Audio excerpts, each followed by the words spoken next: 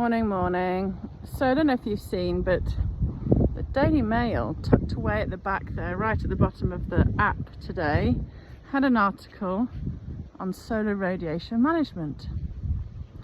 Now, many of you will know I've been harping on about this for years, and I found it interesting because the diagram showed very clearly what I think I've been seeing for 2 to 3 years minimum.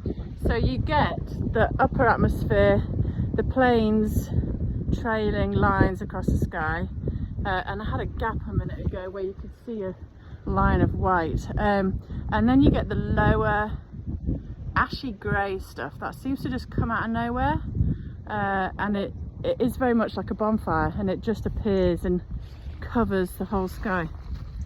And it showed on this diagram a boat in the sea chugging out a load of stuff, and that's what I thought. And I've always thought surely people would see this, but anyway, the diagram showed that, and that's what I think. You know, we're on the east coast here, and I wonder if that's where said boats are puffing a load of stuff into the atmosphere.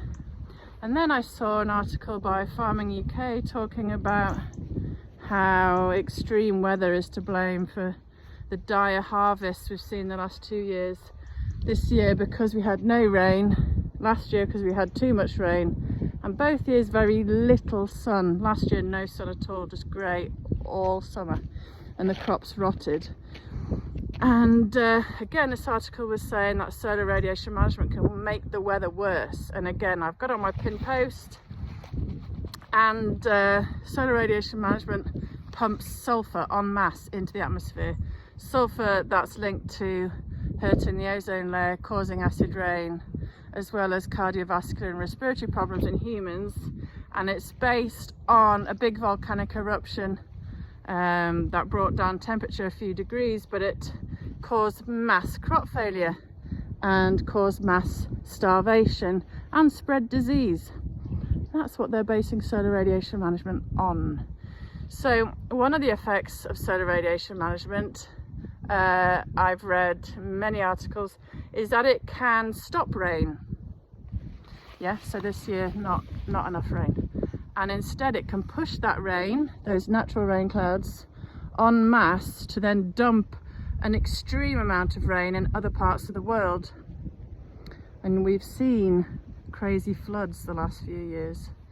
So, you know, I'm just a layperson, I'm not an expert. I've got a degree, BSc degree, but I have eyes. I'm very good at critical thinking, and I've been watching the skies for years, documenting it, reading a lot, and things like experts going to the EU Parliament just last year begging them to stop solar radiation management because of the catastrophic effects it's having. We are living in real times of evil when a government like the UK government thinks dimming the sun somewhere like Blighty, that has very little sun anyway, or not a lot, at the same time as ruining all our arable land that we have left, which hasn't been paid to sit aside doing nothing, or hasn't been ploughed up for houses, or hasn't been ruined by the weather. They're instead plastering it with solar panels, so ruining our food security. We really are being led by the most deranged, deluded and dangerous of people, in my opinion. As I keep ranting, and I don't say this from my own knowledge, it's from top experts, CO2 is 0.04% of the atmosphere, man is responsible for 3%, the UK less than 1%. I mean, the amounts are tiny. Never in history has CO2 been linked to increasing temperature.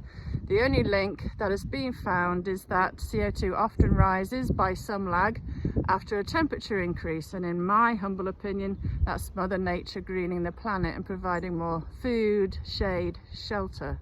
Makes sense, doesn't it?